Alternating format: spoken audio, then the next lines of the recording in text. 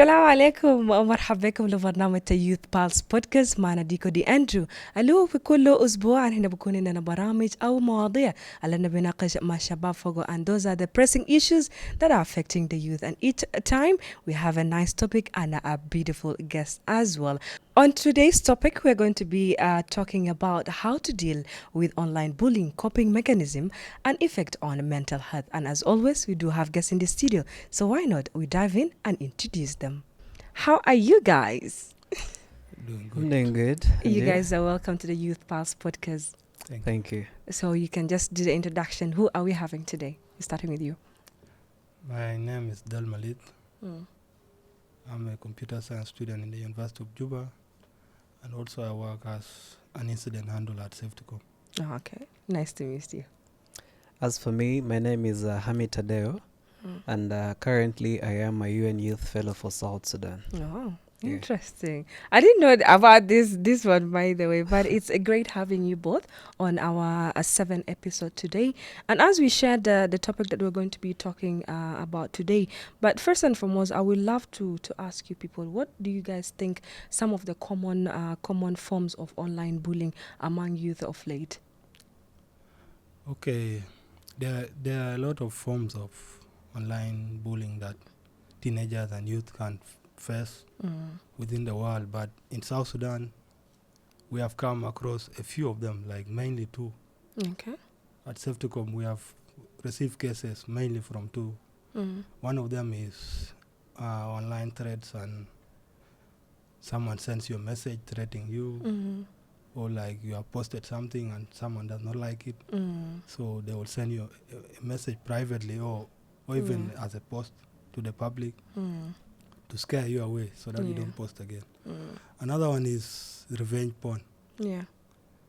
Revenge porn is tricky sometimes because someone can face it but is scared to report it because of privacy issues. It will be shaming a little bit. It will be shaming a bit. But we have received a few cases of revenge porn. So those are the two main ones that are faced by youth in South Sudan. So they even have a name for it in the Safecom. They have a Okay. name. Interesting. Yeah. And you? Yeah, I think to just add on to that, there's also a lot of forms in which cyberbullying like manifests itself. In terms of like harassment, where people get like information that tends to like put them at risk, and a lot more forms. As he has already talked about, revenge porn, which is a very huge thing affecting a lot of people. People like privately sharing your private pictures or videos to the public. Yes. And, yes. Okay. What are some scenarios? Because like you people mentioned the forms of cyberbullying or online bullying, but of course there is that one story. Maybe it have passed by you, or even it have passed by you. That it was so tricky, and even like you're just shocked with it. Yeah, I think for me, I, cyberbullying, if you look at its definition, basically you're using the internet to kind of, threaten or demean an individual. Me, myself, I have been a victim to an extent where people use like mean words to kind of describe me. And I've also, had friends around me who have also been, made to look in a certain kind of way. Yeah. And this kind of, impacted their mental health. Others were diagnosed with depression and all that, which, is something which was really unfair to them. And hopefully it is something that, we can just do away with. Okay. Yeah. Even when it comes to some of the stories that came across as cyberbullying, I can even take myself as an example, by the way, because before me being a journalist, or before me getting into the scene of people knowing me and my life being outside there for everybody to see, when I was at school, I was body shamed online. Oh. By then, I was a little bit. as I am today, thick Yeah. and everything. So they say like, Biniada Bada Abula Broteen, or she went to Fako and this time, and like Fako is a place in Uganda Yeah. that people go there for plastic. I can see plastic surgery. So they say like my body is fake and she's faking everything, or she went and bought stuff from the market to Yeah. like And that's this type of bullying. But it mm, wasn't it was online, and there are many yes. accounts that were created by then. Yeah, So like definitely. to a point reaching her, oh my god, she like end my life. I was in that very, very same situation. I tried actually to do some things or even to commit suicide by then. And Wow. even to make it worse, I thought I have dealt with that situation, but growing up and now coming to become a journalist, also bullying being continuously happening to me. So I don't know, this is some of the stories, and I'm a living testimony of online cyberbullying as well. Yeah, Mm. body shaming, it's a very huge thing nowadays. Yeah. Like me who is tiny, Mm-hmm. I still get body shamed, because people always try to like bring it out. Yeah. And one thing I can just tell to everyone out there is like, there's no need to body shame anyone as Mm. long as someone is comfortable in how they look. Mm. That is really what matters. Yeah. What your perception of a person is not really an important, Opinion. It's aspect just of an their opinion. life. Yes. Okay. And it's really unfortunate you had to go through that. And hopefully a lot of people can learn from this experience and then just be a little more compassionate about what people are going through. And then also the victims themselves need to just learn an aspect of how to deal with such incidences, because we live in a society where people feel like it's very open to say mean things about people. It's okay, like they feel Yes. like it is what it is. They just Exactly. say Like, whatever they say. there are no consequences to what Yes. they are doing. Yet in Yeah. actual sense, people are going through a lot more than that what meets the eye. That's for sure. So we need to just have that aspect of compassion and empathy. Okay. When it comes to you, like how will I know that I'm being bullied online, or how do young people identify that they're being bullied? Okay, sometimes that is a bit tricky, Mm. given the context of South Sudan. A lot of things are still behind, I can say. Mm. It's really hard to tell whether like I'm being bullied Mm. or someone tells you you're being bullied. Mm. But it also comes to your values and principles as a person. Like if you find someone is talking against your values or is talking against you personally, like it's not an overall thing. It can be a sign that that person is bullying you. Yeah. Yeah, it just shows a sign, but mainly most South Sudanese take it as normal. Someone can be online bullied, but he feels like it's not a big deal, that he has gone through harder things. Yeah. Yeah, and they won't report it. Yeah. So it's tricky in South Sudan. Mm. But yeah, with time, it might improve. Okay. When it comes even like to the whole world, there are even some countries that are being mentioned are the worst people when it comes to online bullying. Which country? Because I have already some countries in my mind that I know. Which countries do you think like that the most bullying people on the internet? I think I can mention countries like the England, US. Me who follow sports, I know what black athletes go through, the racial abuse that they go through, Yes. which is also a form of online bullying. And to also add on to your question, and I think also repetitive negative comments about someone online, Yes. is also a way you can know that someone is actually bullying you. Maybe one person is targeting you like all the time. Yeah. Every time you try to, let me say, upload a content, they're always negative about you. Yeah. Things to do with public shaming, as we had already talked about, revenge porn, Yeah. like where your private pictures or chats or videos are shared. So you find this is also an aspect where you can get to know that you're actually being bullied online. Okay. Uh, Do you, yeah. Sure. Another thing is when you're in a group of friends, there are ways your friends can call you. Yeah. So The funny names. yeah, the funny names. Yeah. So Yeah. if it's someone else, it can be online bullying. But Yeah. because it's your friends and you're It's used to it, okay. yeah, so it becomes complicated. Yeah. Online, we shall not know these are your friends. That's for sure. Yeah. But even when it comes like to the friends, I feel like they feel like it's okay. Like people are feeling like it's okay to say whatever they say because there are no consequences for it. Yeah. But when it comes to the step to be taken, what is the immediate step like someone should be taking when they encounter online bullying? Yeah, I think if you look at a personal initiative that an individual can take, the very first thing I can just say is do not engage, because this is someone who has already come with an agenda, Yeah. which you may not really know. And there's always this common saying that the best answer to a fool is It's silence. ignorant. Sorry for the word. Yeah. But yeah, basically, if you do not engage with them, this is someone who will eventually lose interest because they feel their motive is not being achieved, or Yeah. you're not actually giving them the attention that they need, Yeah. you know. Or in some cases, if possible, block them. We have the block option on literally all the social media apps or all the online platforms. Yeah. Go ahead and block them, report them on the social media pages. If Yeah. possible, their account can be taken down. Save evidences for further, in case maybe you feel you need to like pursue the case further, you can save evidences by like taking like screenshots or video recordings, like screen recordings for those who use like Samsung and iPhone and all that. Yeah, you can save evidences to just like deal with the issue like afterwards. Okay. Yeah. You mentioned early on about the it's called porn what?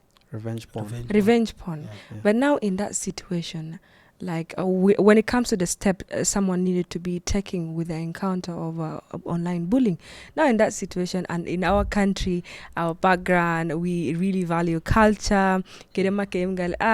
Because so you're the one who even took a picture of yourself, you're the one who sent it, so it's your fault. So some people like end up blaming the person who took the picture, even who took the video.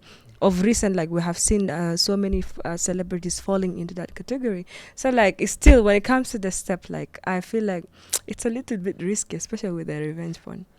Yeah, with revenge porn, a lot of things can go wrong. Yeah. Like, but around every country there are trusted people, like people you can tell your problems to, like maybe your therapist or your mom or someone like Mom, hey. not in the Genobi. You know our mothers, how they your story will be told to any auntie and uncle that you know. Yeah. So after that, you will have to places like Safety.com now. Yeah. We can help you to take the content down. Okay. But to take it down, we need a lot of evidence, a lot of, like it should show that this is really disturbing the person. Like what he talked about, you should have videos, you should have Screenshots. Screenshots. So when you encounter online bullying or revenge porn, to be exact, you should start by documenting. Like when did it start? Has it been frequent? Yes. Is it the first time that person is doing it? Like that whole process, you should have it, and you should have screenshots, you should have videos. The next thing is you should report it to people like Safety.com or organizations like Safety.com. And then we shall help to remove the content. Okay, we shall not remove the content ourselves, but we work with Meta. Meta is like a partner to Safety.com. So Meta, they have community standards. I hope you have heard about them. Yes. Yeah. They have one on online bullying and harassment. So when you have to compile your case in accordance to those community standards, because if you don't, your case might not even be looked into. Because also they have two forms of reviewing cases. There's one that uses AI, where the AI will just go over all the content that was sent. If it finds that this is not breaking, it will separate them. But now when your content goes through that AI moderator, now a human reviewer will go through it. That's where like they will send an email, what happened, like that. Okay.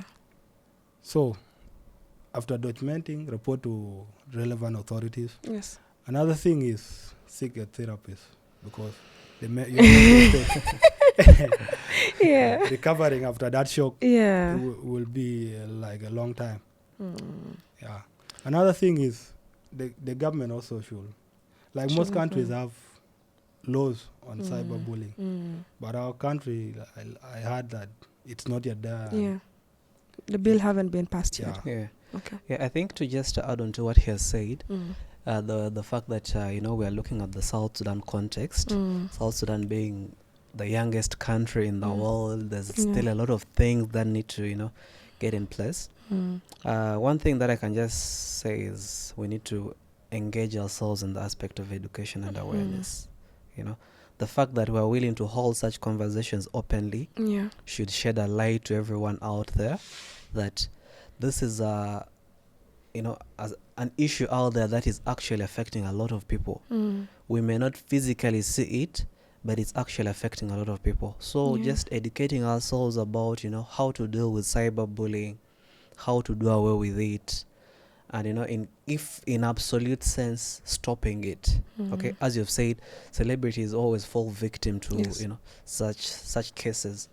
And so when we equip ourselves with such knowledge, it becomes very easy for us to move away from such vices, because it is something that is not really right to do to anyone out there. You may feel you're having fun, yet this is something that is actually impacting the life of someone or the life of a family who is depending on the person that you're bullying online. Yeah.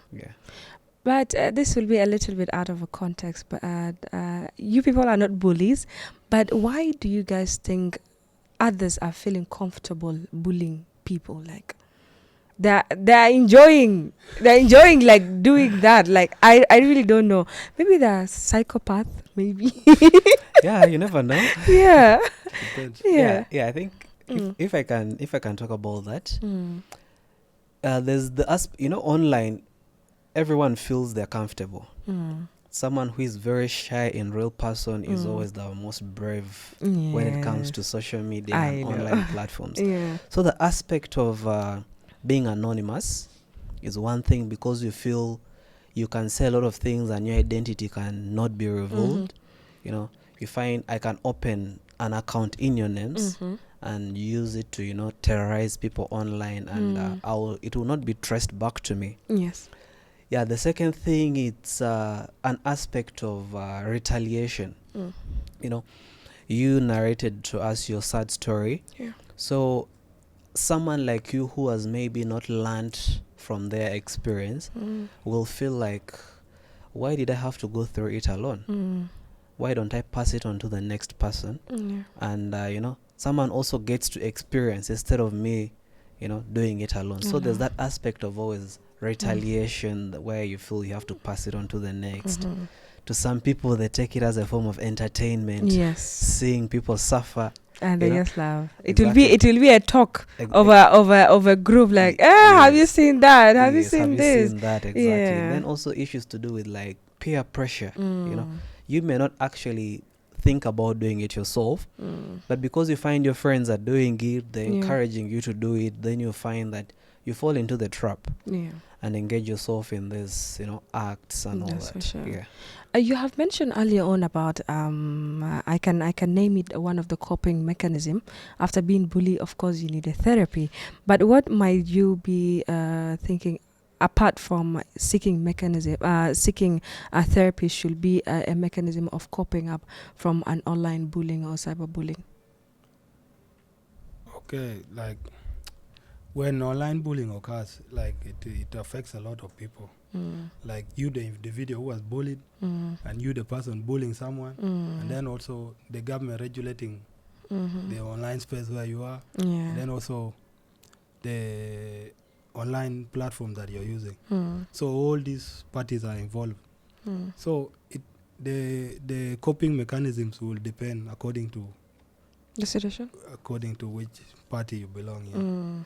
Like if you are the victim, of course it will affect me mentally, bro. For you, my mental health will be and sit at home. And then for the social media platforms, most of them are already doing well. Like they have rules, your content can be taken down. You can be banned for days. Like, and then now the person bullying, for him, he thinks it's not known. But anonymous. Yeah, and although his content is taken down, it will not affect him in any way. That's where the government will come in now. If there's a law against cyberbullying, and then you're caught bullying someone online, then there you face the consequences. So maybe you're arrested for some days. Also, your phone is taken for some days also. Yeah. This is some of it, yeah. But now for you, Hami, like, how does online bullying affect the mental health? Because we had a conversation some few days ago about mental health, but I feel like online bullying had really a huge impact and effect on someone's mental health. Yeah, this is something that you're not prepared for. You can't be like, oh, it's a bright weather to, receive insults on the internet. You don't wake up expecting this, but that's for sure. You find yourself, landing into the hot soup.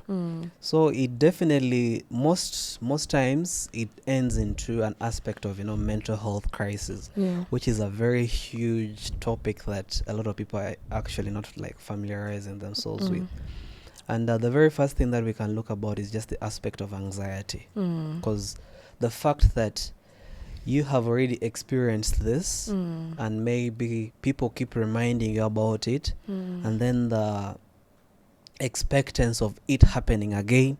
So you find all those things combined together always have an element of anxiety, which translates into mental health aspects of depression, whereby you feel mean things that are said about you online, like give you a sense of like you're not worth it, give you an aspect of loneliness.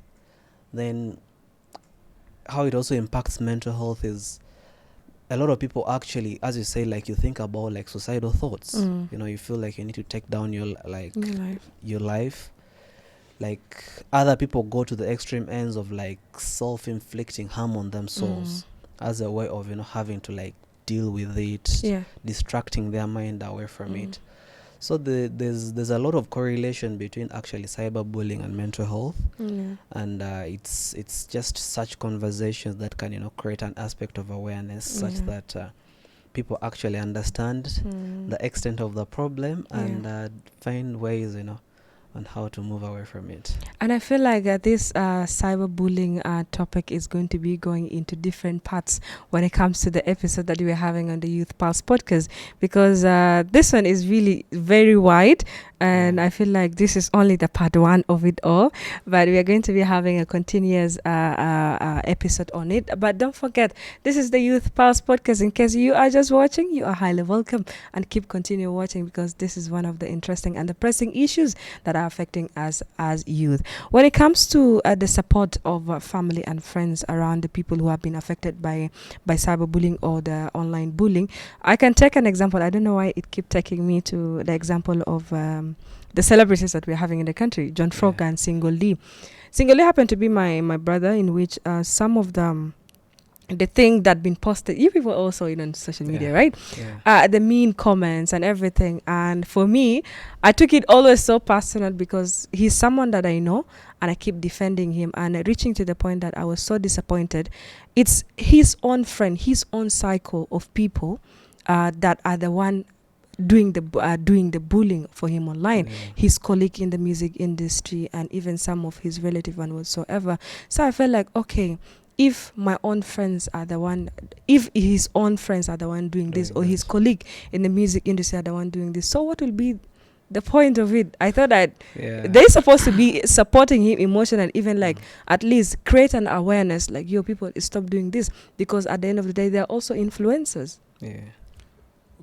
Before you talked about awareness and trainings and things like this podcast, like now, if someone is watching this now and he used to be a cyber bully, I'm sure somewhere there he will feel guilty. He's going to think he will change. And also, some people do it, but not because they like it, but because they don't know what they're doing. Like South Sudanese, most people want to become meme lords or meme lords. I love this. Meme lords, yes. They want to Yeah. be making fun online so that they can Mm. become famous. Mm. So on the way to fame, Yes. they don't know what they're affecting, and Yes. they don't know whom Mm. they are harming throughout the way. Mm. So South Sudan is a tricky place. We're still learning. I Yeah. think like we're still Yeah. learning. Try and error. Yeah. Try one Yeah, error. it is. Yeah. Yeah, you know, friends actually impact a lot of our daily lives Mm. because it's like this second family that you have Yeah. away from your Yeah. immediate family of, you know, mother, sister, and all that. Yes. So as you said, the fact that friends go to an extreme end of like, you know, Mm. pulling you down, Yeah. it's a very unfortunate thing. But I actually feel friends can, you know, do a lot Mm. in this fight when it comes to social bullying. Mm. The very first thing can just be an aspect of, you know, listening. Yeah. Okay, because talking up, like just being there supportive of a friend, listening to, you know, what they went through, and if possible coming up with like, you know, some conclusive solutions to, you know, help deal Yeah. with, you know, those cases. Mm. If to an because most times people who go through cyberbullying, there's a way you feel down on yourself, Yes. you know, to an extent that you can't really do nothing much, as we've already talked about. You self-inflict harm on yourself. You Yes. feel like, you know, taking down your life and all that. So a friend can actually come in, you know, to fill in, to help, you know, like report the case, Mm. taking evidences, as we had already like mentioned earlier on. Yeah. So these are things that friends can actually do to make sure that what, you know, is perpetually a problem that is going to greatly affect you doesn't really take the direction that later on they will actually, you know, get to regret. Okay. Yes. And for you, you're also a graduate. In this way of the era that we're having, it's 2024. Many kids they're at school. What will be the influence or the contribution of schools and education into the problem of bullying? Yeah, schools contribute a lot because if you look at the African context in general, Yeah. we literally spend most of our lives in school. At school. Yes. Mm. From primary, secondary, university, and all that. So the schools really need to also play a very big role when it comes to this conversation. And the very first thing I can talk about is, if you look at actually most school curriculums, Yeah. at least in lower levels, there's an element of ICT. In the universities, there's a whole course or course units on ICT and all that. So in integrating elements of digital literacy into these various, you know, topics is something that can actually equip learners with, you know, how to deal with cyberbullying, how to, you know, desist away from the act in itself, and then also just actively engaging students in coming up with solutions. Yeah. Okay, in that you can bring it as a debate or as a conversation whereby they feel you can ask them like, hey, give them like fake scenarios about cyberbullying and ask them to, you know, devise solutions on, you know, how to deal with the problem. Yeah. So by coming up with such initiatives, students have a sense of you know, belonging, like I came up with such a solution or we came up with such a solution, meaning that moving forward I need to practice it or I need to advocate for it. So you find the more you do this or the more schools actually encourage such initiatives, the more learners get to, you know, familiarize themselves with the topic, because schools are a very huge breeding ground for bullying. That's for It sure. may not be online, Yeah. but the physical aspect of bullying is Yeah. also a very That's for huge, sure. huge thing. Yeah. Yeah. Okay, schools play a vital role in the growth of children. Like in the African context, most of our lives we are at school and we are taken to school when we are still very, very young. So everything you're going to do in the future and during that current time you are taken to school Yeah. will be influenced by the school where you went. Like people always make jokes like, is it because you're from this school that you're doing this? Yeah. Yeah. What are the other the famous schools that are known for bullies for you, since you studied in Uganda? Okay, in Uganda, most schools where I was were Catholic schools, so Okay. bullying was not a topic to be discussed. Okay. When you're phone bullying, you're going home. Yeah. Okay. What about you? Yeah. Also, at some point, I also went to a Catholic school. It was No bully a bond. no-go zone. Yeah. But of course, there were always traces of bullying Yes. to an extent. Mm. So yeah, most schools, if you look at least me who studied in Uganda, most schools to an extent have an element of bullying. Yeah. It may not really be extreme, but as I said, traces of bullying. So for the example, when a student is suspended, like in their primary, because of bullying, the physical bullying, in the future, he will think of his choices. He will not become a bully again because he was suspended the last time he tried it. Yes. So such things, like if schools can involve them, train the kids, and also there's training the kid not to be bullied, and also training the kid not to bully others. Yes. Like if you teach them safe internet use, how to use their phones. Yes. And also teach them not to bully other students. Okay. Yeah. Why I mentioned earlier on about the countries Gibelik, because like when it comes to Africa as a continent, I feel like Nigerians and Kenyans are the worst bullies. Like it's just a no-go zone with them. When they started on you, just know it's a dead end. They have proved to be strong, online bullies. Another thing is most of those countries, Kenya and Nigeria, their internet penetration is very high. Yes. So most of them have phones and they can access the internet. Yes. Why I even mentioned that, because during Corona, if you people remember in Uganda, there's that Kenya versus Nairobi versus Kampala, or Kenya versus Uganda. Yeah, there were a lot of fights. The Twitter fights that used to happen during that time. I said, like, God, don't land my country to be versus these people, because it was really crazy. And at the end of the day, they even end up comparing buildings, the presidency, the MP, like they went down. That you can to just win yes, the fight. just imagine, man, it's really crazy. But thank God we haven't gotten there yet. No, we got into the fight, by the way, with Kenyans, but it was not that much because we don't have people in the fight with Zambia. I remember. Yes, in Zambia, it was a Facebook fight, right? It was a Facebook fight by then, but it was really crazy.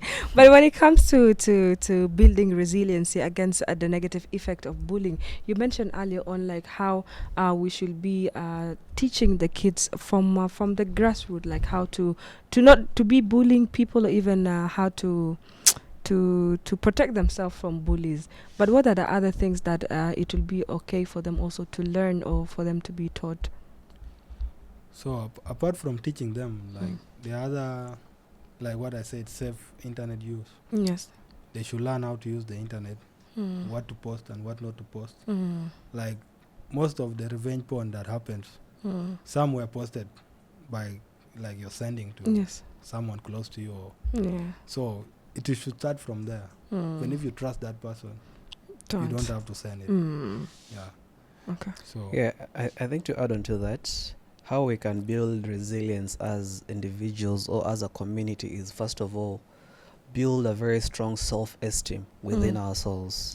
Okay, whereby you engaging in like positive activities where you feel they're going to, maybe like say hobbies or interests, where you feel they can actually motivate you in a positive way, whereby you kind of deal with the negative impacts of bullying.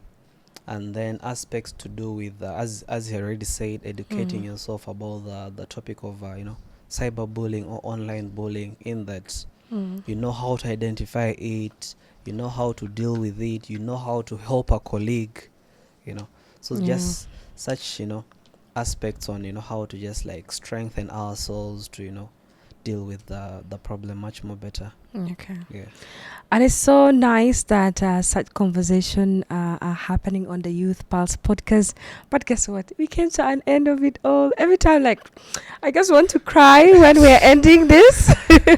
But unfortunately, the episode is coming to an end. To the viewers, as always, we do love to tell you that like, comment, follow, share, and continue with the conversation, because like it's not ending with us here, or you are viewing us today, but you can always be sharing it with family and friends, because online bullying is a serious thing, and out of experience the guys have shared with you, and even I myself included, it's so good that we need to be stopping the bullying that is happening online. But from me to you, keep the conversation forward and support one another to build a safer online community. Until then, keep it locked. This is me, Diko Di Andrew. Have a good day.